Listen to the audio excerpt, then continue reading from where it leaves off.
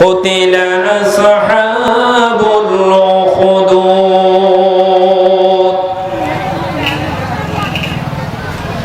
আসহাবে উখদুদ সেই সময়ের ঘটনা এই আয়াতে তাফসীরের মধ্যে এসেছে। যেই সময়ে সরকার প্রধান ছিল জালেম, সেই সময়ের মধ্যে সত্য ধর্ম ছিল খ্রিস্ট ধর্ম। তারা কিন্তু ধর্ম মানত না, ধর্মওয়ালাদেরকে দেখতে পারত না, ঈমানদারদেরকে দেখতে পারত না। সেই সময়ের মধ্যে বাদশার কতগুলো জাদুকর ছিল। কি ছিল বলুন তো? জাদুকর। কারণ কি? সেই জাদুকররা সবার সংসদের মধ্যে রাখত, কারণ বাদশা যেন নিজে বাঁচতে পারে। শত্রুপক্ষ যখন আসবে, জাদুকররা তাদের কাছে জাদু নিক্ষেপ করে তাদেরকে ধ্বংস করে দিয়ে দিবে, কি বাদশা বেঁচে যাবে। এই জন্য অনেকগুলো জাদুকর তার আশপাশে রাখত। সেখানে একজন প্রধান জাদুকর তিনি যখন বয়োজ্যেষ্ঠ হয়ে গেলেন, তিনি যখন বৃদ্ধ হয়ে গেলেন, তিনি বাদশাকে বললেন, জাহাপনা, আমি তো বৃদ্ধ হয়ে যাচ্ছি, কোন সময় আমি দুনিয়া থেকে চলে যাই তার কোনো ঠিক ঠিকানা নাই। সুতরাং আমি আপনার কাছে একটি আরজ করি, আপনার রাষ্ট্র থেকে একজন মেধাবী চতুর চালাক ব্যক্তি আমার কাছে এনে দিন, যাকে আমি আমার জাদুবিদ্যাগুলো শিখাবো। তিনি আপনার রাজ্যের মধ্যে আপনার শত্রুপক্ষকে গাইল করবেন জাদু দিয়ে। সবাই বলে নাউজুবিল্লাহ। বাদশা তাই করল। ওই জাদুকরের কথা অনুযায়ী একজন মেধাবী ছেলেকে তার কাছে এনে দিল। এনে দেওয়ার পরে বলল, এই হলো মেধাবী, এই হলো চালাক চতুর ব্যক্তি, যাকে তুমি জাদুবিদ্যা শিক্ষা দিতে পারবে। ওই জাদুকরের প্রধান তিনি তাকে গ্রহণ করলেন। একটু একটু করে তাকে জাদুবিদ্যাগুলো শিক্ষা দিতে লাগলেন। শিক্ষা দিতে দিতে তার মধ্যে কিছু জাদু শিক্ষা হয়ে গেল। যে ব্যক্তিকে ওই জাদু শিকারের জন্য আনলেন, তিনি ছিলেন একজন গরিব বুড়ি মহিলার সন্তান। তিনি আসছেন বিদ্যাগুলো শিখবেন। তার সুবাদে বাদশা তাকে কিছু বিনিময়ও দিয়ে দিবেন, তাকে কিছু বেতনও দিয়ে দিবেন। এই হিসাবে তিনি নিজে বিদ্যানও হয়ে যাবে এবং তার সংসারও চলবে। বৃদ্ধ মাকেও তিনি লালন পালন করতে পারবেন। দুইটা লোক নিয়ে তিনি ওই বাদশার কাছে জাদুবিদ্যা শিকার জন্য এসেছেন। কটি লোক বলেন তো? দুটি লোক। তিনি জাদুবিদ্যা শিখবেন, দ্বিতীয় হলো সেই অনুপাতে তাকে যে বেতন ভাতাটুকু দেওয়া হবে সেগুলো দিয়ে তিনি তার সংসারগুলো, মা বাবার ভরণ পোষণগুলো ছাড়াবেন। কিছুদিন যেতে না যেতেই তিনি যেই পথ দিয়ে ওই জাদুবিদ্যা শিকারের জন্য জাদুকরের কাছে আসতেন, সেই রাস্তার পাশে একটি গির্জা ছিল। সেখানে একজন ধর্মযাজক, একজন খ্রিস্টান ধর্মের ফাদরি, তিনি যেন গুনগুন করে মানুষদেরকে কি জানি শিক্ষা দেয়। তিনি প্রতিনিয়ত আসার সময় আওয়াজগুলো শুনে, ধর্মীয় কথাগুলো সেখানে চলে। তখন একদিন তিনি ছোট্ট মানুষ সাহস করে সেই গির্জার কাছে জ্ঞানটুকু দিতেছেন। সুতরাং আমি যদি এই জাদুবিদ্যার পাশাপাশি যদি এই ধর্মীয় জ্ঞানটুকু যদি আহরণ করতে পারি, আমি যদি শিখতে পারি, তাহলে আমার জীবনের জন্য বড় একটা লাভ হবে। সবাই বলে সুবহানাল্লাহ। এই হিসাবে ওই ফাদরির কাছে তিনি ধর্মীয় জ্ঞানগুলো শিখতে লাগলেন। যেহেতু খ্রিস্টান ধর্ম সত্য ধর্ম ছিল, তখনই শিখতে শিখতে তার ভিতরে ধর্মীয় জ্ঞানগুলো এমন ভাবে জাগ্রত হয়ে গেল, এমন ভাবে তার হৃদয়ের মধ্যে ফিট হয়ে গেল। তার কাছে ধর্মীয় কথাগুলো খুব বেশি মজা লাগে, আর জাদুবিদ্যাগুলো তার কাছে মজা লাগে না। সবাই বলে সুবহানাল্লাহ। একদিন তিনি মহাপরীক্ষায় পড়ে গেলেন। তিনি যখন জাদুবিদ্যা শিকার পরে বাড়িতে আসার জন্য পথ দিয়ে হেঁটে যাচ্ছিলেন। এমন সময়ের মধ্যে রাস্তার মধ্যে, পথের মধ্যে একটি সিংহ, একটি বড় বাঘ এসে তাকে আটকিয়ে ফেলল। তার পাশাপাশি পথযাত্রী সবগুলোকে আটকিয়ে ফেলল। আক্রমণ করতেছে না, শুধু আটকিয়ে রেখেছে। মানুষ জমা হয়ে গেল। কি করা যায়, কারো কাছ থেকে কোনো বুদ্ধি বের হচ্ছে না। ওই ছেলেটা ছিল তুকাল মেধাবী, তিনি ছিলেন মেধাবী, সেই জন্য তার কাছ থেকে একটি বুদ্ধি তৎক্ষণাৎ আল্লাহ রাব্বুল আলামিন বের করে দিলেন। সবাই বলে সুবহানাল্লাহ। ওই লোকটি, চতুর চালাক লোকটি নিজেকে নিজে প্রশ্ন করল, এই তো মুখ্যম সময় যায়, এই তো সুবর্ণ সুযোগ, আমি আজকে যেই বাদশার জাদুকরের কাছে জাদুবিদ্যা শিখতে লাগলাম, এই বিদ্যা কি সত্য, এই ধর্ম কি সত্য, নাকি রাস্তার ধারে ছোট্ট একটা গির্জার মধ্যে, ছোট্ট কুড়িঘরের মধ্যে যিনি আল্লাহর ইবাদত করতেছেন, যিনি মানুষকে ধর্মের জ্ঞানগুলো দিচ্ছেন, সেগুলো সত্য। আজকে আমি পরীক্ষা করে ছাড়বো। সবাই বলে সুবহানাল্লাহ। ওই ছোট্ট শিশু আল্লাহর উপর তাওয়াক্কুল করে আল্লাহর উপর বিচারটা ছেড়ে দিয়ে ছোট্ট একটি পাথর কণা হাতে নিয়ে নিলেন। পাথর কণা হাতে নেওয়ার পরে পাথরের দিকে লক্ষ্য করে বললেন, আল্লাহ রাব্বুল আলামিন আসমান জমিনের মালিক, আমি জানি না এখনো পর্যন্ত কোন জিনিসটা সত্য, জাদুবিদ্যা সত্য নাকি ওই কুটিরের ভিতরে ফাদরি যে মানুষদেরকে ধর্মের নামে জ্ঞান দিতেছেন, ধর্মীয় কিতাবের শিক্ষা দিতেছেন, সেগুলো সত্য, আমি এখনো পার্থক্য করতে পারি নাই। রব্বুল আলামিন, আমি আপনাকে সাক্ষী রেখে বলছি, এই যদি ফাদরির ধর্ম যদি সত্য হয়, তাহলে আমার এই ছোট্ট পাথর কণা দিয়ে যেন এই বাঘটা মারা যায়। সবাই বলে সুবহানাল্লাহ। পাথর কণাটা যদি নিক্ষেপ করার পরে এই পাথর দিয়ে বাঘ মারার কোনো যৌক্তিকতাই আসে না। ছোট্ট পাথরের আঘাতে যদি বাঘটা যদি মারা যায়, আমি বুঝে নিব খ্রিস্টান ফাদরের ধর্মটা সত্য। আর যদি মারা না যায়, তখন আমি বুঝে নিব ওই বাদশার জাদুকররা জাদুবিদ্যা নামে যেই শিক্ষাগুলো দিচ্ছেন সেগুলো সত্য। সবাই বলে সুবহানাল্লাহ। তিনি বিসমিল্লাহির রহমানির রহিম বলে পাথরটা বাঘের দিকে নিক্ষেপ করলেন। তিনি শুধু নিক্ষেপে করলেন, বাকি ফাইসালাগুলো আল্লাহ রাব্বুল আলামিন আর আজিম থেকে করে দিলেন।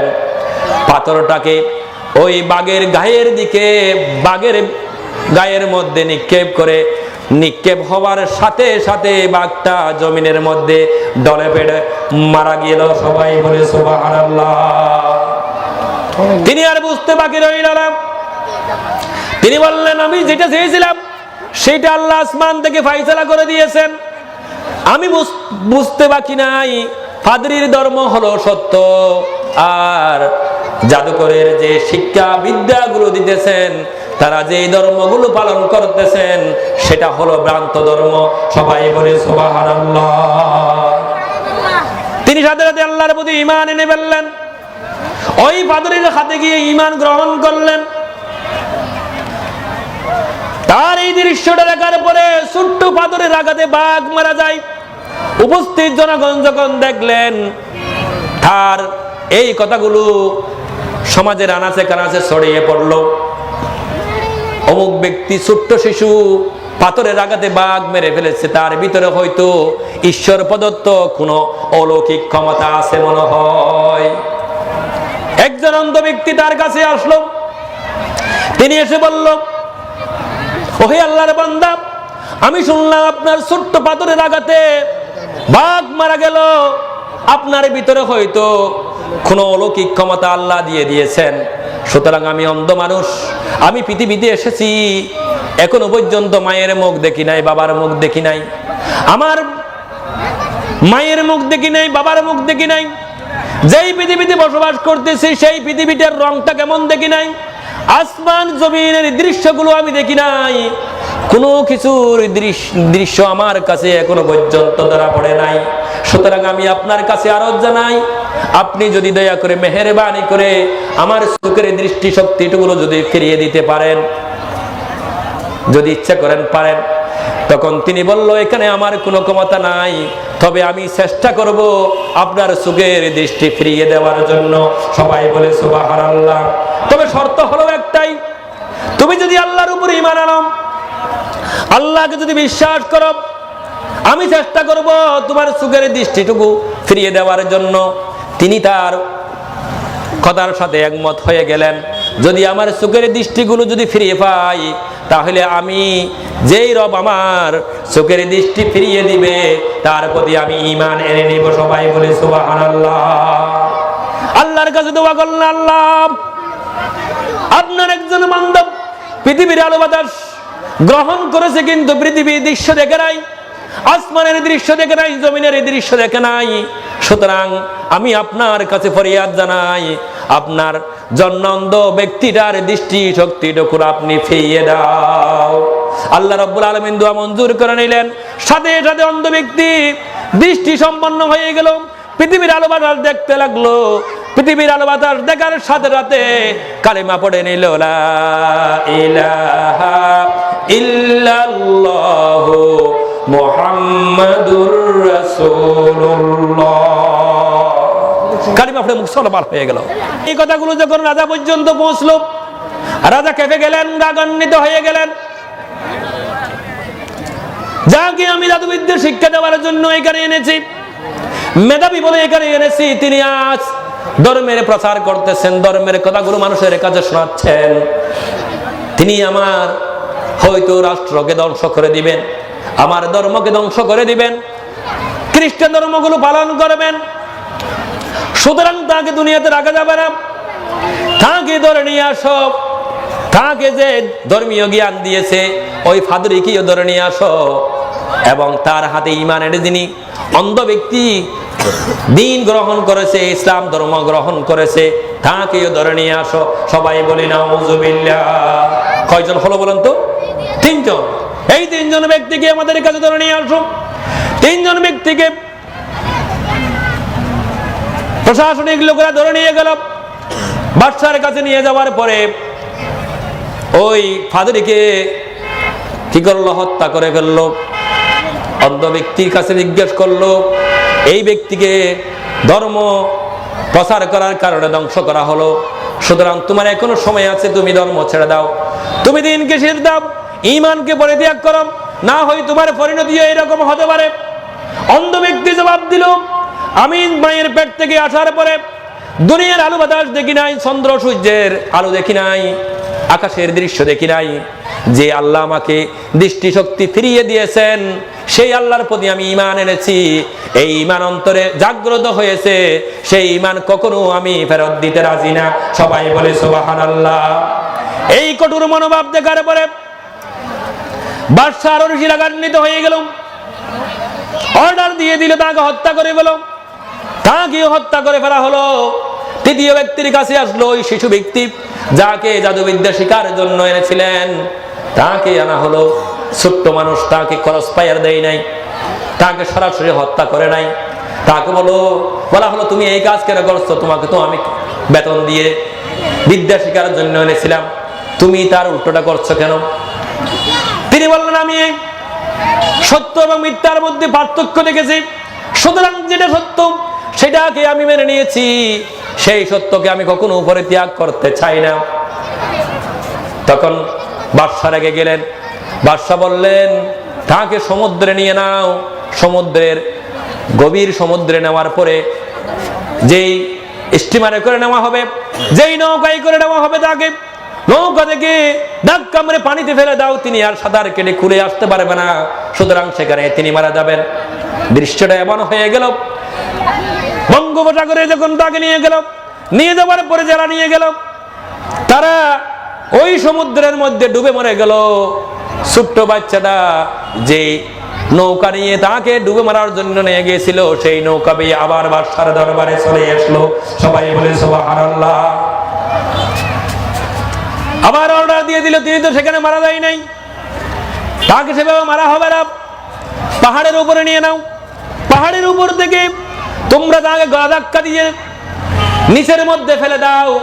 সেখান থেকে গড়িয়ে পড়তে পড়তে কষ্ট এক পর্যায়ে তিনি নিচে আস্তে আস্তে তিনি দুনিয়ার মায়া ত্যাগ করে মারা যাবেন। সবাই বলে নাউযুবিল্লাহ। পাহাড়ের চূড়ায় তোলা হলো, যেই সমস্ত মানুষরা তাকে পাহাড়ের চূড়ায় তুললো, পাহাড়ের মধ্যে আল্লাহ রাব্বুল আলামিন অলৌকিক ভাবে এমন একটি কম্পন সৃষ্টি করে দিলেন।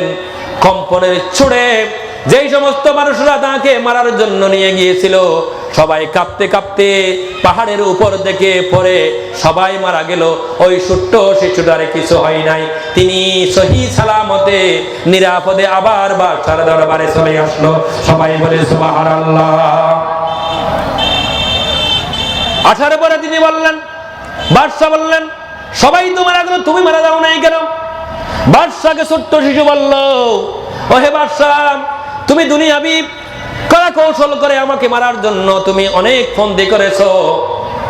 আমি আল্লাহর উপর ঈমান এনেছি, আমি আমার আল্লাহর প্রতি বিশ্বাস করেছি। আল্লাহ যতক্ষণ পর্যন্ত না আমাকে মৃত্যু দান করবেন ততক্ষণ পর্যন্ত পৃথিবীর কোন শক্তি আমাকে মারতে পারবে না। সবাই বলে সুবহানাল্লাহ। সুতরাং তোমার যেহেতু আমাকে মারার জন্য এত বেশি আগ্রহ প্রতিষ্ঠা হয়ে গেল, নিক্ষেপ করা হবে, যেই গুলি ছোড়া হবে, সেই তীর নিক্ষেপ বা গুলি ছোড়ার ক্ষেত্রে একটি মাত্র বাক্য যদি তুমি উচ্চারণ করতে পারো তাহলে আমি ওই গুলির ছুটে মারা যাব, নচেত আমাকে পৃথিবী থেকে কেউ মারতে পারবে না। সেই গুলির মারার জন্য একটি মাত্র বাক্য, সেই বাক্যটা আল্লাহ রাব্বুল আলামিন সুন্দর করে বলেছেন, বিসমিল্লাহ। পড়েন, বিসমিল্লাহির রহমানির রহিম। বিসমিল্লাহ বলে যদি তুমি আমার যদি তীর নিক্ষেপ করতে পারো, গুলি ছুড়তে পারো, তাহলে আমাকে মারা সম্ভব, না হয় মারা যাবে না। বাদশা তাই করলো, ছোট্ট শিশুকে বিসমিল্লাহ বলে তীর নিক্ষেপ করে দুনিয়া থেকে বিদায় করে দিল। সভাসদ অন্যান্য যারা ছিল এই দৃশ্যগুলো দেখেছে। দৃশ্য দেখার পরে উপস্থিত যারা ছিল তারা বলেছেন, এই বাদশার যারা আমরা অনুসরণ করতেছি, তিনি যে ধর্মগুলো পালন করতেছেন এটা সম্পূর্ণ ভ্রান্ত। সুতরাং আমরা এই ধর্ম মানতে রাজি না। যেই আল্লাহর নাম বলে তাকে তীর নিক্ষেপ করে দুনিয়া থেকে বিদায় দেওয়া হয়েছে, সেই আল্লাহর প্রতি আমরা সবাই ঈমান এনে নিলাম। সবাই বলে সুবহানাল্লাহ। সবাই মুসলমান হয়ে গেল। বাদশার আগে ফেটে গেল, আগে ফেটে গেল। অনেক লম্বা ঘটনা। তাদেরকে একসাথে যারা ঈমান এনেছিল সবগুলোকে বড় অগ্নিকুণ্ড করে সবাইকে নিক্ষেপ করা হলো। সবাইকে নিক্ষেপ করা হলো। তারা সেখানে দাউ দাউ করে আগুনের মধ্যে পুড়তেছিল। আর বাদশা এবং বাদশার অনুসারী যারা ছিল তারা খুনের মধ্যে দেখতেছিল আর দেখতেছিল। এখনো ঈমান নিয়ে, ঈমান সত্যিকারের ঈমান বুকে ধারণ করার পরে ছোট্ট একটি আমল করলে জান্নাতের টিকিট পাওয়া যাবে। সবাই বলে সুবহানাল্লাহ। যেমনি করে ঈমানের বলে বলিয়ান ছিল বলে বিসমিল্লাহর কারণে ছোট্ট একটা শিশুর পাথরের আঘাতে বাঘ মারা গিয়েছে। যাই না? কিসের বল বলুন তো? ঈমানের বল। আমাদের কি সেই ঈমান মুক্ত হতে হবে।